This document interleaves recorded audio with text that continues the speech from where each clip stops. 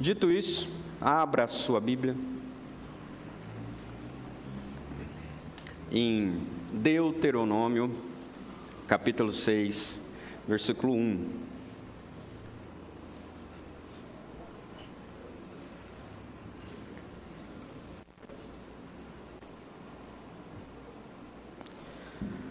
Deuteronômio, capítulo 6, versículo 1.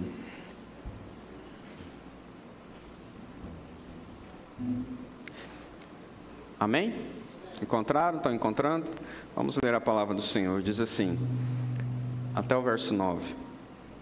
Esta é a lei, isto é, os decretos e as ordenanças que o Senhor, o seu Deus, ordenou que eu ensinasse a vocês, para que vocês os cumpram na terra para a qual estão indo para dela tomar posse. Desse modo, vocês, seus filhos e os seus netos temerão ao Senhor, o seu Deus, e obedecerão a todos os seus decretos e mandamentos, que eu lhes ordeno, todos os dias da sua vida, para que tenham vida longa. Ouça e obedeça, ó Israel, assim tudo lhe irá bem, e você será muito numeroso numa terra onde mana leite e mel, com fartura, como lhe prometeu o Senhor, o Deus dos seus antepassados. Verso 4: Ouça, ó Israel, o Senhor, o nosso Deus, é o único Senhor. Ame o Senhor, o seu Deus, de todo o seu coração, de toda a sua alma e de todas as suas forças. Que todas estas palavras que hoje lhe ordeno estejam em seu coração. Ensine-as com persistência a seus filhos. Converse sobre elas quando estiver sentado em casa, quando estiver andando pelo caminho, quando se deitar e quando se levantar. Amarre-as como um sinal em seu braço. Prenda-as na testa. Escreva-as nos batentes das portas de sua casa e em seus portões. Oremos. Aleluia. Senhor, nós estamos gratos por estarmos aqui reunidos em Teu nome. Ó Deus, muito obrigado, porque agora estamos diante da Sua palavra, a Sua santa, eterna e poderosa palavra. E nós queremos, ó Pai, nos debruçar diante dela e pedir que o Senhor nos conduza nessa noite diante da Sua palavra. Em nome de Jesus, ó Pai, fale conosco. Ministra, Senhor, a cada coração que aqui está, a cada vida que aqui está. E que haja, Deus, em nós um desejo de viver os Teus sonhos, os Teus planos e fazer sempre, ó Pai, a Tua vontade. É a nossa oração e nós oramos gratos ao Senhor, em nome de Jesus. Amém. Irmãos, o ano de 2025 começou, já tem um tempo, né? Tem 25 dias, 26 dias que o ano começou, mas sempre que um ano novo se inicia, nós temos colocamos diante do Senhor algumas sentenças, alguns propósitos, algumas questões que a gente quer mudar, outros que a gente quer melhorar. Tem alguns clássicos, né? Eu vou emagrecer, eu vou voltar para a academia, eu vou ler mais, eu vou reativar a minha faculdade, o que mais? Vou comer melhor, vou ler a Bíblia em um ano, não é assim? Todos nós vamos criando sentenças e para nós praticarmos durante o ano que está iniciando. E é normal a gente fazer essas sentenças, esses votos, essas declarações, essas resoluções, esses propósitos, esses decretos, essas sentenças. Nós fazemos, sempre esperando que o melhor aconteça. Sempre que começa um novo ano, começa também uma esperança de que algo bom, algo novo aconteça. E a gente viu aí um grande show na virada do ano. Não sei se você viu, o gospel, uma grande virada assim que movimentou muito a internet, a televisão. E várias declarações são dadas de um ano assim poderoso, um ano maravilhoso. Mas a gente sabe que não é tudo isso. A gente sabe que o ano começa, um novo ano começa, a nossa vida está caminhando e terão coisas boas, mas também teremos desafios. teremos grandes desafios. Não que nós precisamos ou desejamos coisas ruins ou ser pessimista com a vida. Claro que não. Nós precisamos ser realistas e ao mesmo tempo ter um olhar de fé. Então, sentenças nós precisamos criar, sim. Declarações, alvos nós precisamos ter, sim. Mas não só criar da boca para fora, ou ficar declarando que isso vai ser bom, ou melhor, ou ruim, não. Mas elas precisam ser firmes, precisam ser sólidas, precisam ser consistentes, precisam ser... Oi, querida. Precisam ser, sabe?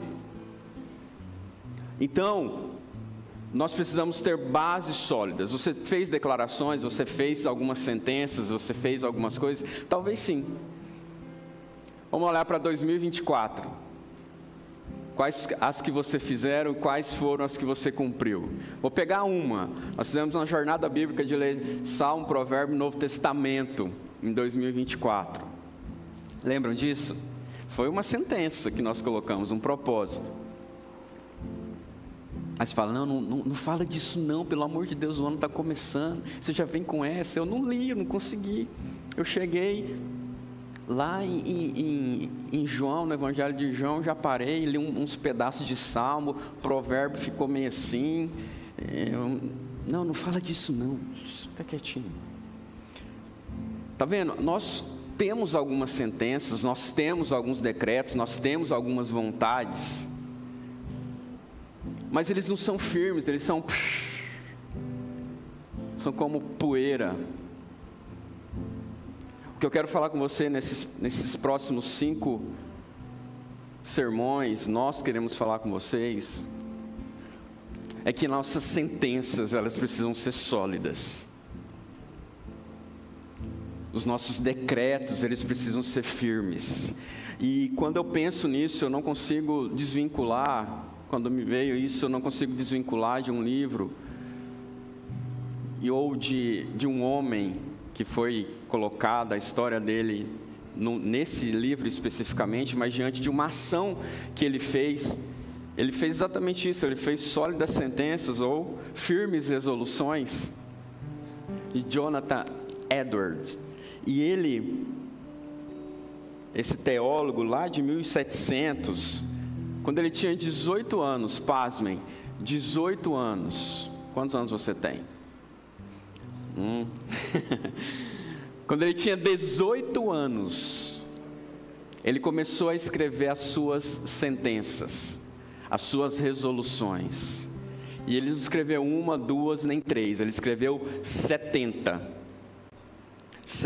resoluções. Tem um livro chamado As Firmes Resoluções, de Jonathan Edwards. E esse menino ali então, jovem, escreve essas sentenças, e lendo as suas sentenças, a gente percebe que elas poderiam ser divididas em categorias. A primeira categoria é de buscar a glória de Deus. Buscar a glória de Deus. Depois, rejeitar o pecado era uma das suas resoluções firmes.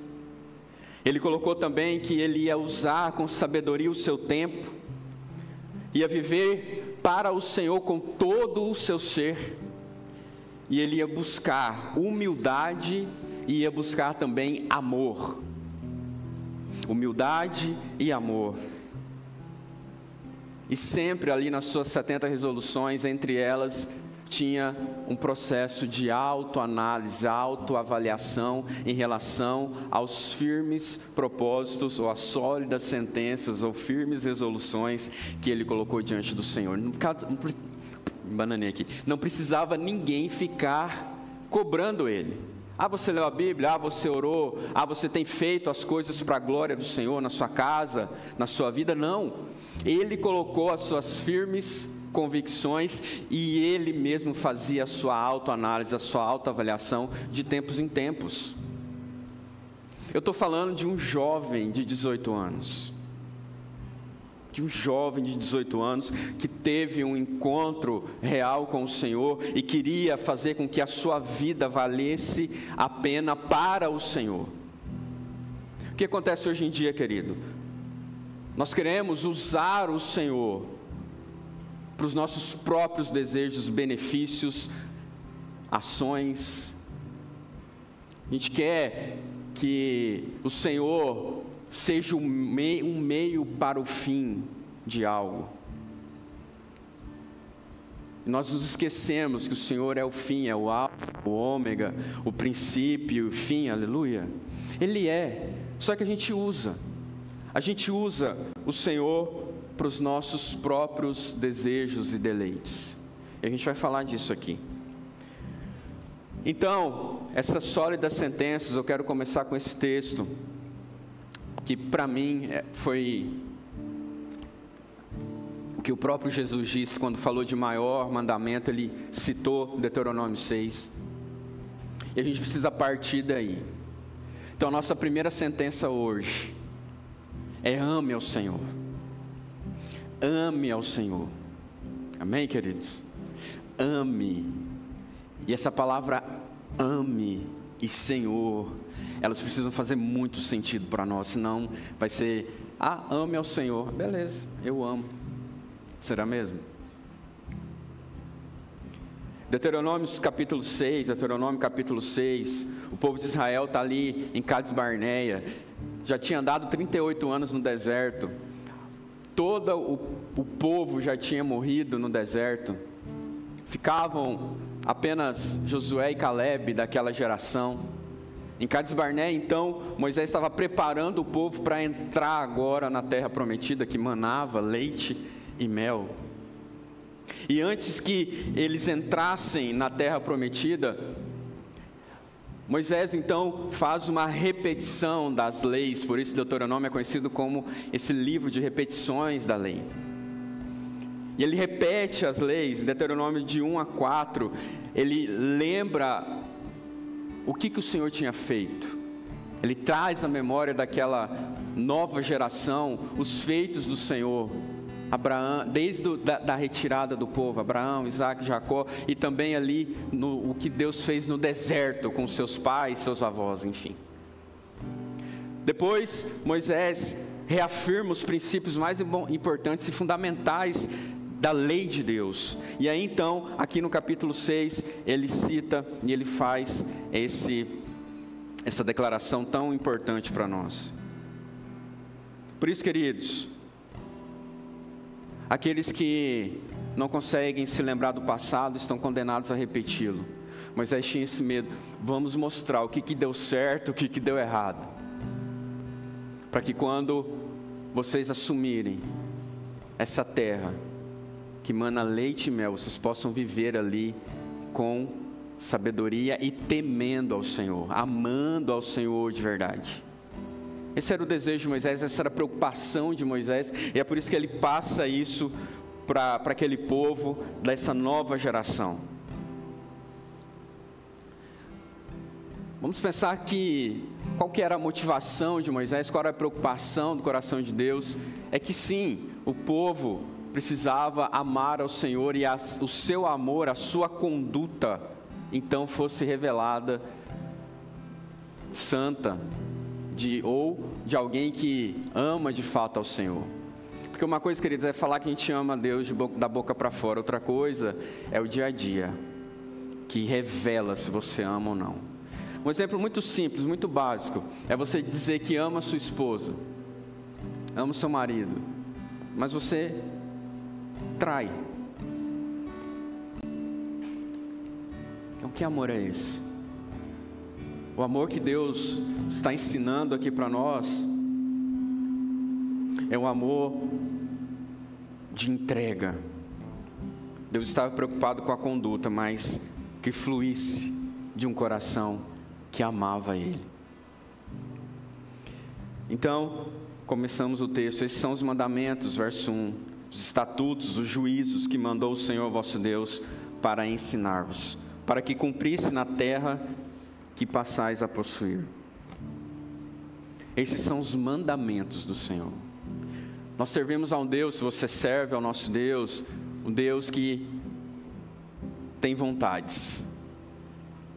Nós temos um dono que tem vontades. Não tem gente que fica orando e buscando a vontade de Deus. Deus tem vontades. Deus também aqui diz, Ele é um Senhor que nos ensina, que nos corrige. Você já foi corrigido por Deus? O Senhor nos corrige. Diz também que Ele faz tudo isso para que os cumprisse na terra que vocês vão possuir. Ou seja, Deus tem um propósito para que a gente possa seguir. Parece um clichêzão, a gente fala, Deus tem um propósito, mas de fato, Deus tem um propósito para a nossa vida.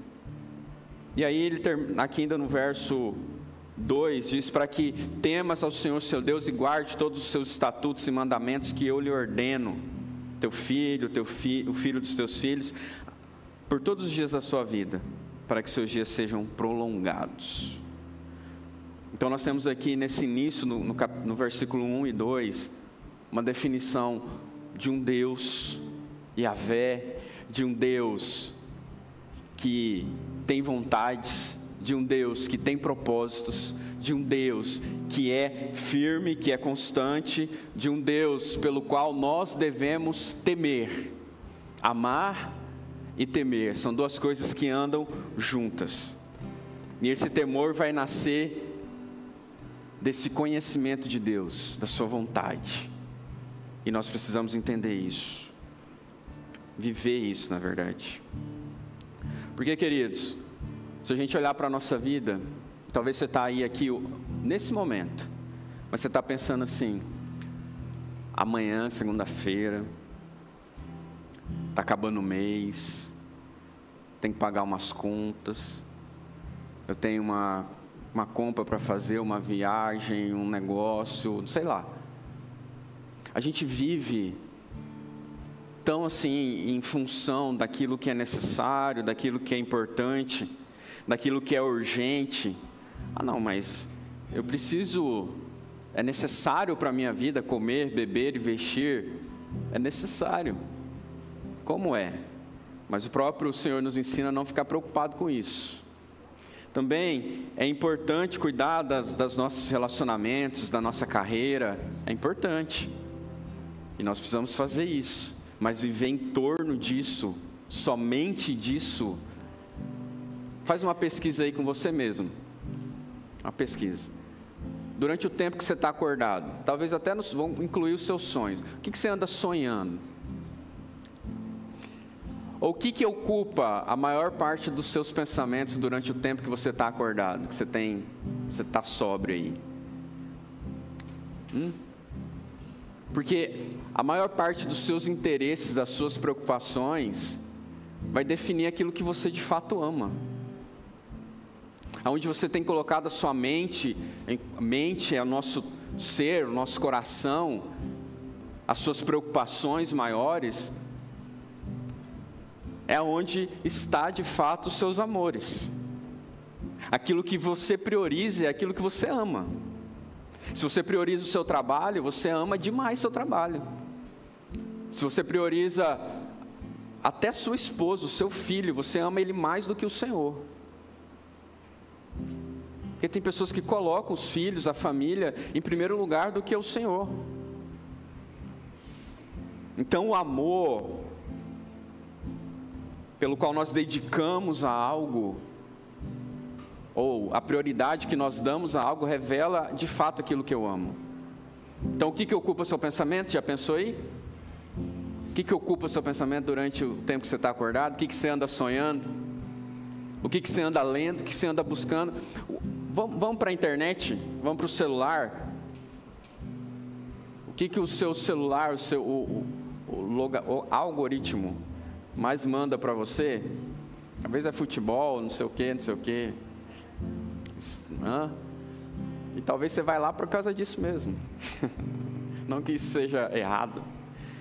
Mas os nossos interesses, a nossa mente, a nossa preocupação, sim, meu irmão.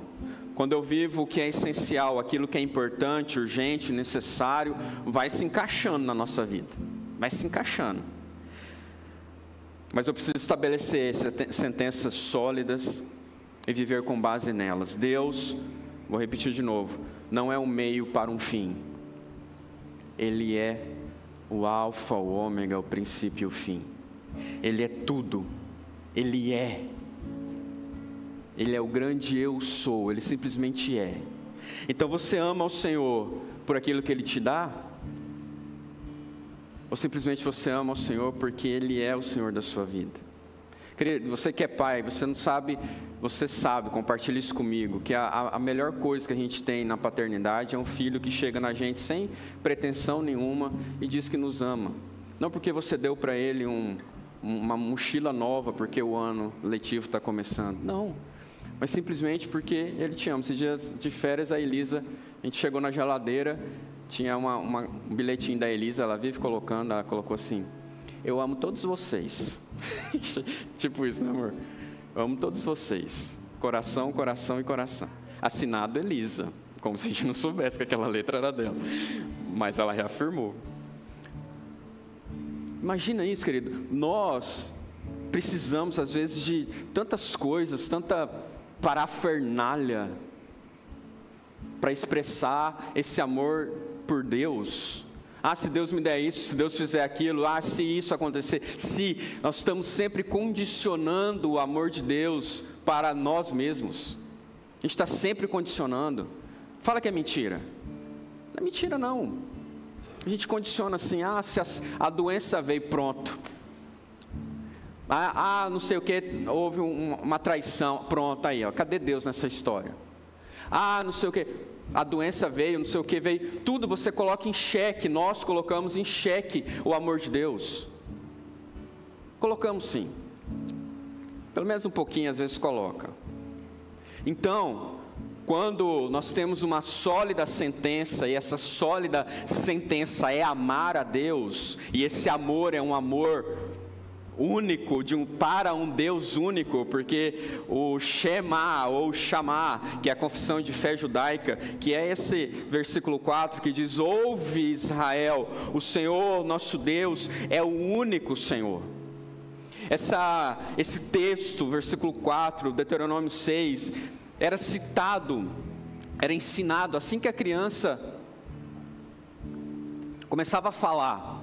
Eu estou aqui pensando, tá? Você sabe que eu fico imaginando. Mas ele abria a boca para falar papai, e fala: não, é Shema, ou ouve Israel. Não precisa falar papai primeiro não. Primeiro você vai aprender a falar: ouve Israel, o Senhor é o único Deus. E a criança pequenininha já vai: ouve Israel, né? Desde pequenininha já citava esse versículo. Hoje, nós como pais, lógico, a gente ama. Eu quero, fala papai, e a criança: mamãe. Aí você fica todo frustrado. Mas o povo de Israel queria que os seus filhos, a confissão de fé judaica, que seus filhos verbalizassem que Deus era o único Deus. Não estou dizendo que eles vão falar papai e mamãe, tá? Mas existia uma prioridade, que os seus filhos declarassem essa verdade: ouve Israel, o Senhor é o nosso Deus é o único Senhor. Por que essa expressão é tão importante? Porque existiam muitos outros deuses ali ao redor. Outras nações adoravam muitos outros deuses e deusas. Então essa declaração de um único Deus, de só o Senhor é Deus, que só Ele é verdadeiro, só Ele é vivo, era importante para que a geração toda, desde as crianças até os mais velhos, entendessem, declarassem, vivessem como o Deus único que eles tinham, que era o único Deus poderoso, Criador de todas as coisas. Era importante para todos eles. Isso, querido, ouvir, porque a fé vem pelo ouvir, e ouvir a palavra de Deus, diz Romanos 10:17. Então, ouvir a palavra de Deus, que o nosso Deus é o único e verdadeiro.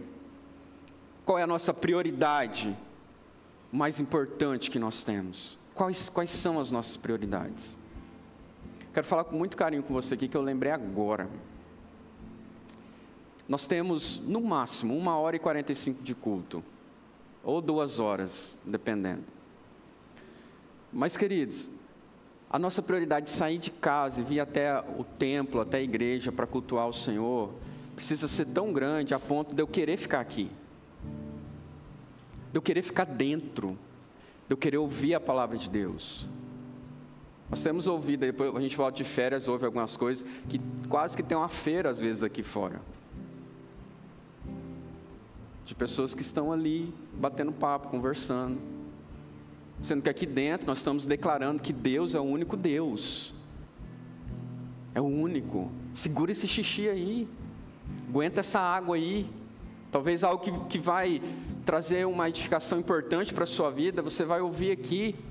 Ou vamos estar plenamente aqui. Nós estamos numa sociedade, num tempo, a sociedade do cansaço, como diz um autor chinês do livro dele. Nós temos uma sociedade que não consegue parar e ouvir uma palavra. A gente está com a nossa mente a 1000 por hora. Talvez você está aí ouvindo a palavra, mas mexendo no celular também, ao mesmo tempo. Então assim, nós não focamos aqui, nós não vivemos o agora, nós não vivemos o presente. É uma geração ansiosa que está pensando que eu preciso sair daqui a pouco para comer o meu burgão, o meu lanche, a minha pizza e não sei o que, não sei o que. Nós precisamos, queridos, estar intensamente, inteiramente, amando o Senhor com todas as nossas forças. Esse dia eu preguei que nós estamos aqui na expressão de um povo. Lembram disso? Aqui é a expressão de um povo que adora o Senhor, que se rende à sua palavra. Você não está me ouvindo, você está ouvindo a palavra de Deus. Então se esforce, dirija a sua mente, subjugue a sua carne, a sua mente, para estar aqui, para ouvir a palavra de Deus, para louvar o Senhor com toda a sua intensidade, porque amar ao Senhor, a gente vai ver aqui que é com todas as nossas forças. Já estou pulando, mas é com todas as nossas forças, com todo o nosso entendimento. E a gente fica meio assim. Calma aí. Então, Deus é o nosso único Deus. Existem outros deuses. Talvez você fale, mas eu não adoro outros deuses. Será que não? Eu amo um livro de Deuses Falsos do Tim Keller. A gente transformou até no Retiro Renovo. Colocamos esse livro lá dentro, porque esse livro traz uma denúncia. Tim Keller traz uma denúncia para nós como cristãos, como igreja, que nós temos deuses, sim. Um Deus chamado dinheiro, mamon. Um Deus, um ídolo que é o amor. Eu preciso de likes, eu preciso ser amada, eu preciso ser contemplada, eu preciso que digam para mim que eu sou aceito também, não é só para mulher, é para homem. Então eu vou em busca de amores, de paixões, de sexo, desejo de sucesso, o Deus do sucesso. Eu preciso de poder, não importa se é na igreja, se é no trabalho, se é não sei aonde. Porque às vezes a gente transforma o nosso ministério num ídolo. A gente transforma o nosso ministério num ídolo. Cuidado com isso, irmão. Começar em mim. Nós precisamos tomar cuidado de não estar usando Deus como um meio para um fim, por causa do ministério, por causa da igreja. Não. Há deuses falsos, às vezes, no nosso meio. Eu disse na última vez que eu preguei e repito, like não é afeto. Seus seguidores não são seus amigos. Sua rede social não é sua vida real. Então nós precisamos viver aqui e agora, com as pessoas que estão do nosso lado, com essa comunidade, com a igreja, com a sua família, e ficar atento aos deuses falsos que estão ao nosso redor. Ele fala que muitos valores da cultura ocidental, principalmente o individualismo, e o extremo culto a si mesmo, ao prazer, à minha vontade, é o maior Deus que nós temos enfrentado hoje, de fato é. Esses dias eu falei aqui de Jonas, o nosso individualismo, e a gente se perde nele. Tem que ser eu, tem que ser para mim, tem que ser do meu jeito, tem que ser a minha vontade. São os deuses. Então ouça, ó Israel. Ouça, ó primeira igreja batista em Pontes Lacerda. Ouça você que está ouvindo aí na live aí. Nós precisamos estar atentos de que se há deuses aos quais eu tenho me dobrado, sendo que há um só Deus. Eu estou declarando, há um só Deus. Eu estou cantando isso, eu entendo isso, mas o meu dia a dia, a minha prática, as minhas não são. Eu estou olhando uma coisinha ou outra, pegando um petisquinho ou outro aqui de pecado, de idolatria, e está tudo bem. E não está tudo bem não. Então nós temos um único Senhor. Agora eu quero que você converse comigo. Você tem um único Senhor? Sim ou não? Você tem mesmo? Amém? O Senhor é o seu único Deus. Então investigue o seu coração, querido. Investigue o seu coração. Que nós precisamos investigar se de fato o Senhor tem sido o nosso único Deus, porque Ele é o único Deus todo-poderoso. E a nossa sólida sentença precisa ser amar a Deus como um único Deus, não há outro como Ele. Nós queremos nos assentar à mesa da ceia e cear com Ele, o único Deus, o amor mais profundo. Amarás, pois, o Senhor teu Deus de todo o teu coração, de toda a tua alma e de todas as suas forças. Amarás o Senhor teu Deus. Ele está aqui direcionando, está sentenciando você, a Israel, a amar ao Senhor. Amar ao Senhor. Amar ao Senhor é uma decisão, assim como o Senhor deu o seu Filho por nós, por amor. Então amar ao Senhor envolve alma, envolve força, envolve entendimento, envolve tudo, o nosso ser como um todo. Se você ama ao Senhor só um pedacinho da sua vida, alguma coisa está errada. Se você usa o Senhor para um fim, para o meio de um fim, alguma coisa aí está errada, querido. Às vezes a gente só ama, diz que ama ou busca o Senhor porque o negócio está pegando. Lá em casa ou no meu trabalho, aí eu busco, eu falo, Senhor, eu te amo. Tu sabes, Senhor, que eu te amo. Mas aí, as nossas ações, depois que a tempestade passa, parece que a gente nem fez aquela oração tão poderosa. Que amor é esse que eu só vou até Ele quando eu preciso? Que amor é esse? Então, o Senhor está falando de um amor que é o centro, que precisa ser o centro da nossa vida, precisa ser o ar que nós respiramos, que precisa ser tudo o que eu tenho, tudo o que eu sou, não importa o resto, não importa as pessoas, não importa, eu preciso amar ao Senhor, querido. Faça uma oração aí corajosa, dizendo, Senhor, eu não te amo, eu não te amo, eu não te amo como eu deveria te amar, eu não te amo. Eu já orei assim. Porque de fato, quando a gente olha para o nosso coração, para a nossa pecaminosidade, para os nossos erros, a gente percebe que não, isso não é amor. Não tem hoje em dia a gente usando, pessoas usando uma sentença, já estou agarrado com a palavra, mas usando uma palavra que, aquela pessoa é tóxica, aquele amor, aquele relacionamento foi tóxico, por isso eu saí dele, porque é muito tóxico. Então eu saí dele. Pronto, agora eu estou livre, leve e solta. Saí desse venenoso. Por que eles consideram com amor tóxico? Aquele amor que só quer, que só suga e não sei o quê. Talvez o seu amor por Deus é um amor tóxico. Que você só quer coisa, você só pede. Você só quer as mãos do Senhor, você não quer a face dEle. Você só quer aquilo que Ele pode te dar. Você ora pedindo. Você pede. Nós precisamos pedir, faz parte da oração, querido, da adoração e da nossa vida, mas isso não é o primeiro momento. Tanto é que a oração do Pai Nosso nos ensina a chegar a Deus como Pai. E a gente é filho de um Pai amoroso. Então a minha relação com Deus é de amor em primeiro lugar. Então uma sólida sentença que eu preciso ter na minha vida é acordar todo dia e saber que, o Senhor não dormiu, Ele estava me olhando, estava cuidando de mim. Por quê? Porque Ele me ama, porque Ele cuida de... Vamos lá, querido, conversa comigo, amém? Porque Ele me ama, porque Ele cuida da minha vida, porque Ele é, simplesmente Ele é. E aí eu chego diante dEle por quem Ele é. Aquilo que Ele pode dar é consequência dessa relação. Aquilo que Ele pode fazer é consequência desse relacionamento de amor que eu tenho um com o outro, que Ele tem por mim, que eu tenho por Ele.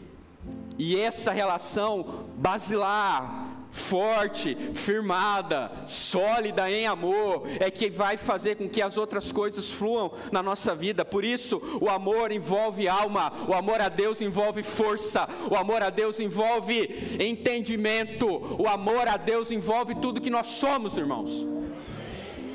Não é um amor fofo, não é um amor, não é um amor simplesmente romântico, não, é um amor sólido, é um amor que falou, ei, eu enviei o meu filho para morrer por você. O Senhor enviou uma sólida sentença, ele não mudou, falou, não, enviei, pronto, e morreu, Jesus morreu por mim e por você, por amor. E a gente vive uma vida aí mais ou menos nesse evangelho fofo nosso, sendo que o Senhor nos amou, se entregou por nós, e olha para a palavra e diz, ouça Israel, existe um único Senhor, então ame a Ele, ame a Ele, ame ao Senhor. Se dedique a Ele, se dobre a Ele, pense nele, busque por Ele, que Ele seja o seu primeiro pensamento, não seja o seu WhatsApp, a sua rede social na manhã, mas acorde já contemplando, agradecendo ao Senhor.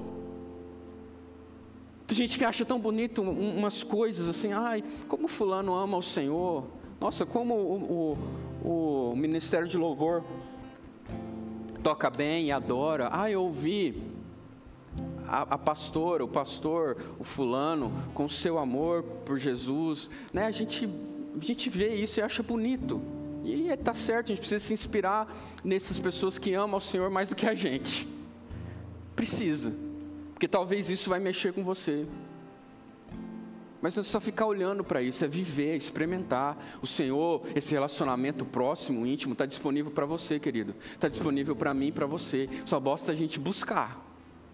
Só basta a gente buscar. A gente dá prioridade para amar o Senhor. Quando você conheceu sua esposa, aí que está aí do seu lado, ou você está conhecendo alguém, você não dedica tempo a ele? A ela? Vocês aí estão namorando, né? Então, dedica tempo.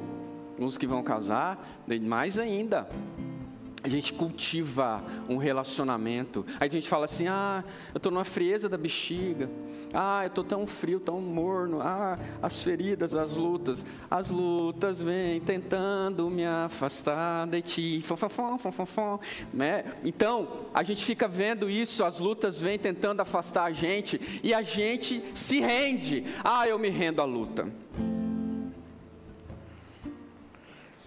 E vai se rendendo, e o Senhor está falando para mim, ei, se o seu interior se encontrar totalmente, dentro de você, você se encontrar com essa presença de Deus, com a palavra dEle, sabe, aquele amor que estava frio, vai começar a aquecer de novo. Lembro que a gente cantava uma música aqui, o Solano vai lembrar, a gente cantava assim, incendeia, Senhor, a sua noiva, os seus olhos, e os seus olhos, a fogo. Então assim, por que eu estou lembrando isso? É porque de fato, quando esses olhos de fogo do Senhor, sobre que Apocalipse diz, esse olhar de amor e também de julgamento ao mesmo tempo, e que gera temor em nós e precisa gerar, mas de saber de que eu estou do lado dEle, que Ele está vindo para me buscar, que eu estou sendo aquecido por Ele. Você quer voltar ao primeiro amor, querido? Passe tempo com Jesus. Não tem outro caminho, não. Não tem como eu fazer aqui com você. Pra você acordar. Receba aí o amor de Deus. Não. Não tem como. A gente acha que sim, que vai ser num culto e tal. E Deus faz muita coisa em culto, meu irmão. Faz. Só que depois é com você. Você assustou, né? Depois o dia a dia de cultivar esse amor, a gente fala da brasinha lá, do fogo, é contigo. Como nós dissemos, não tem como Jonathan Edwards fez, ele mesmo ir lá e olhava as suas sentenças, as suas resoluções, e falava, peraí, será que eu estou orando? Eu orei ontem? Faz aí, pergunta aí para você mesmo, você orou ontem? Não deu tempo. Não, nem consegui pensar no Senhor. Tinha tanta coisa para ver, para fazer. Eu estava ensaiando para o louvor. Como que ora, gente? Passei o dia inteiro ensaiando, né, Kezinha? Não estou falando de você não, viu? Estou falando de um exemplo. Sei que vocês são de oração. Kezinha é uma mulher de oração e estava aqui. Mas tem gente que justifica porque estava no ministério, ou porque estava ajudando alguém, e não sei o quê, mas não teve tempo com Deus. Senhor, Tu sabes, Senhor, Tu sabes. E a gente fica nessas justificativas. Amar ao Senhor passa por uma dedicação de tempo, é alma, é coração, é sim, querido, passa pelos nossos sentimentos. Tem gente que é mais sensível, começa a orar, já começa a chorar. Na primeira, né, introdução do violão, faz aí. Já chora. Já chora aos pés do Senhor. E está tudo bem. E é da mesma coisa, tem gente que... E tá... Amém, aleluia. Está tudo certo. Está tudo bem. O importante é você estar na presença dEle. Do seu jeitinho, com as suas palavras. Com a sua cultura de adoração a Ele. Mas passe tempo com o amado da nossa alma, querido. Passe tempo com o amado da nossa alma. Não tem nada mais precioso ou nada mais prioritário ou uma sentença mais forte, firme e sólida do que estar na presença dEle e cultivar essa presença. A gente chega na igreja às vezes assim tão seco, e aí o louvor fala, vamos igreja, e eu estou aqui falando para você, aleluia, glória a Deus. Aí você termina e fala, nossa, que gritaria o culto hoje. Vou nessa igreja mais não. Não, domingo que vem eu não vou não. Ficar em casa. É porque a gente está tão seco, tão vazio, que pode virar de cambalhota aqui, irmão. A gente pode... Não vai acontecer nada, porque adoração é algo particular. É uma continuidade. Nós estamos adorando. Você vai sair daqui e você vai continuar adorando. Você vai continuar amando ao Senhor. Você vai cumprimentar o irmão ali na porta, ou aqui, sabe? São duas pessoas que amam o mesmo Deus. Olha que coisa linda. Você vai levar esse amor lá para fora, para aqueles que não conhecem Jesus. Isso é maravilhoso. Gente, eu preciso ir embora. Ame ao Senhor com profundidade, aquele que te ama de verdade. Ame ao Senhor com profundidade, aquele que te ama de verdade. Quando olhamos para Jesus e olhamos para o amor dele, e hoje a gente está pensando na ceia, não tem como a gente ficar constrangido, não tem como a gente participar da ceia como mais um momento simplesmente. Não, a ceia tem significado desse amor, dessa entrega, desse corpo que foi rasgado, moído, sangue que foi vertido. Isso é amor. Ele escolheu nos amar. Então nós retribuímos com amor, porque Ele nos amou primeiro, e priorizamos aquilo que Ele prioriza, e priorizamos a sua presença. Amém, igreja? Glória a Deus, vamos embora. O caminhar, a nossa sólida sentença, o próximo, é um caminhar que reflete Deus. E aí eu encerro, que diz assim, verso 6. Que todas essas palavras que hoje te ordeno estejam em seu coração.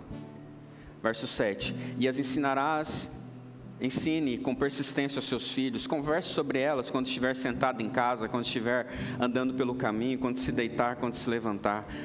Amarre-as como um sinal nos seus braços, prenda na testa, escreva nos batentes da porta e da sua casa e em seus porões. Quando ouvimos a palavra de Deus, recebemos em nosso coração, então o Espírito Santo pode usar a verdade e transformar o nosso interior. O povo de Israel usava literalmente isso aqui. Eles usavam uns filactérios ou telefins. Eles amarravam mesmo uma fita no braço deles de couro e ficava aqui presa na sua mão, e uma caixinha aqui na testa.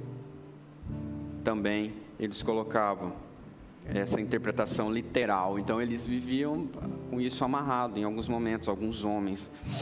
Então assim, e também eles fixavam uma caixa na porta de entrada, chama mezuzá.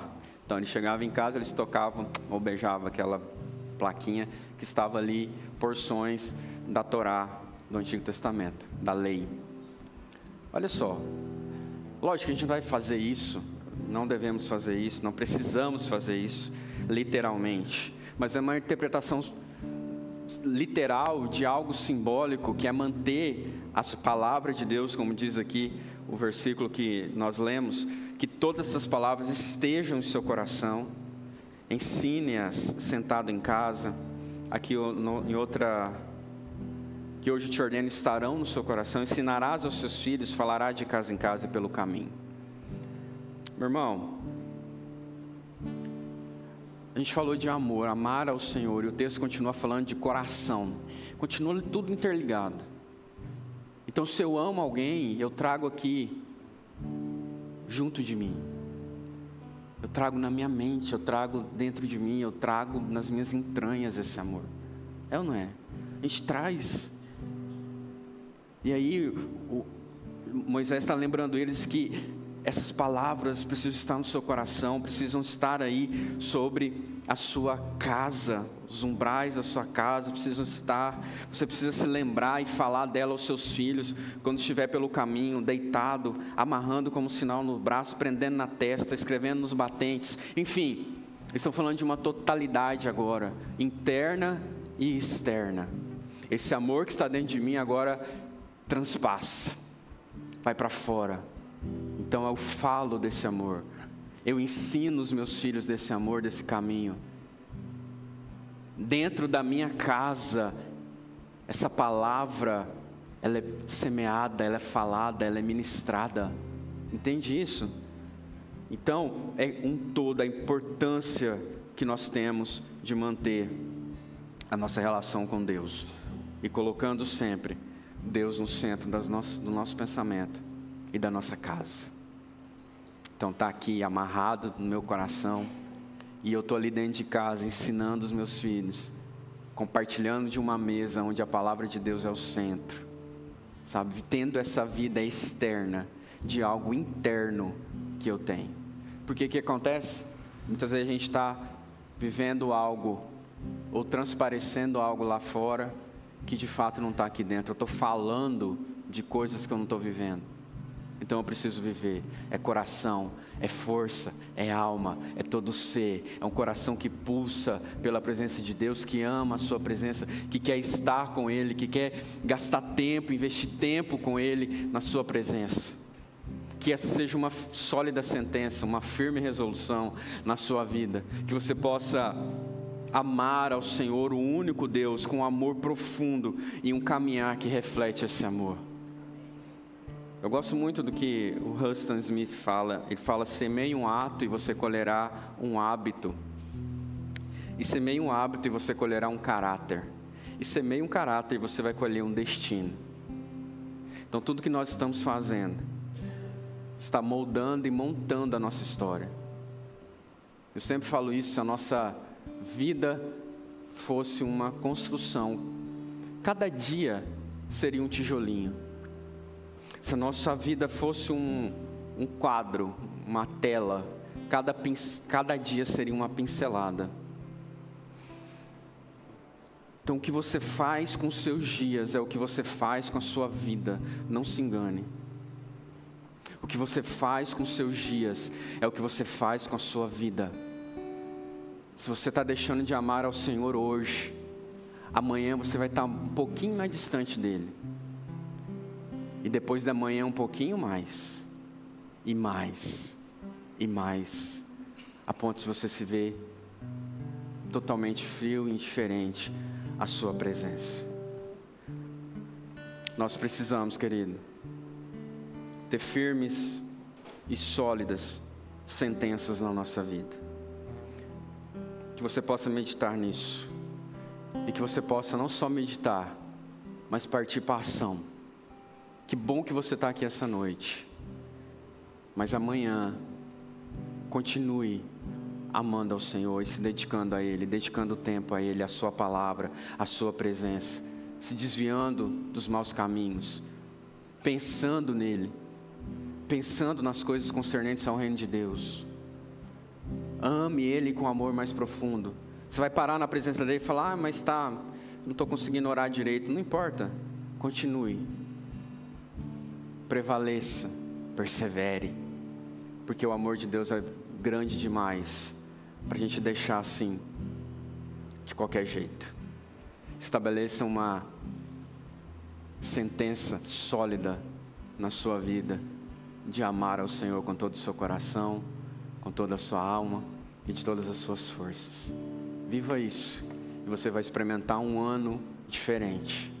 Você vai experimentar um ano que vai ter luta, que vai ter tribulação, mas você vai estar firmado nesse amor que te consola, que te conforta, que te levanta todos os dias, que restaura a sua vida por inteiro, que te cura, É esse amor que está disponível para nós e que nós precisamos viver de fato. Fique de pé em nome de Jesus, vamos orar. Quero convidar o louvor aqui. E nesse mesmo espírito, querido, nós vamos participar da ceia já já. E aí o ministério já pode chamar as crianças. Porque as crianças participam aqui com a gente desse último ato, para inspirar o coraçãozinho delas, desse ato tão importante que é a ceia do Senhor. Então já já seu filho, a sua filha, vai chegar aí do seu lado, tá bom? Eles vão vir correndo, vão vir conversando, mas dá nada não, tá tudo certo, tá? E nós vamos orar. Feche seus olhos, vamos orar por essa palavra, diante dessa palavra, tá bom? Pai, em nome de Jesus, nós nos colocamos, ó Pai, na Tua palavra. Quais tem sido a prioridade dos Teus filhos? A minha prioridade, Alessandro. Onde temos colocado o Senhor? Será que nós temos estabelecido uma sólida sentença de amar ao Senhor de verdade? Ou nós temos buscado ao Senhor por aquilo que o Senhor pode nos dar? Que não seja assim, ó Pai. Que nós possamos nos arrepender, se assim estivermos.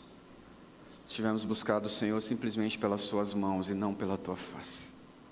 Possamos amar ao Senhor de todo o nosso coração. E que nesse ano seja uma sólida sentença. Eu vou amá-lo. Eu vou dedicar tempo a Ti. Eu vou contemplar o Senhor. Eu acho tão bonito quando alguém fala do Senhor com o coração cheio. Eu quero ser assim, Pai. Eu quero ser assim. Diga a Ele. Eu quero que o Senhor me leve para esse lugar onde a Sua presença é real e mais importante do que tudo. Quero investir tempo contigo. Reservar um tempo para estar contigo, ó Deus. Talvez você diga, eu penso no Senhor durante o meu trabalho, eu falo com Ele. Amém, querido, glória a Deus por isso. Mas tem um momento exclusivamente dEle, é diferente. Ter um momento exclusivo do Senhor, seja intencional com isso. Momento exclusivo. Talvez o tempo que você tenha é 15 minutos. Está tudo bem, está tudo certo. Mas fala, Senhor, esse tempo aqui é nosso. É onde eu vou te conhecer mais. E você vai ler a Bíblia. Eu não li o Novo Testamento ano passado, vou ler agora. Você vai ler, você vai entender, porque você ama com entendimento. Você ama com entendimento. Conhecer mais o nosso Deus, o único Deus, sondar o seu coração, ver se há algum ídolo escondido aí nele. Talvez o seu ídolo é tão escondido que você não percebe. Fala, Senhor, sonda o meu coração. O Senhor me conhece mais do que a mim mesmo. Sonda. Faz essa oração aí agora, Senhor, me sonda. O Senhor me conhece. Que o Senhor, em nome de Jesus, venha sondar, Deus, os nossos corações. Que a nossa sentença, Pai, seja sólida contigo, de amá-lo, e que a gente não se desvie disso. Ouve ao Senhor, ouve Israel. O Senhor, o nosso Deus, é o único Senhor. Ame o Senhor, o seu Deus, de todo o seu coração, de toda a sua alma e de todas as suas forças. Que assim seja na minha vida e na sua vida, em nome de Jesus. Amém. E amém. Você pode aplaudir a Jesus?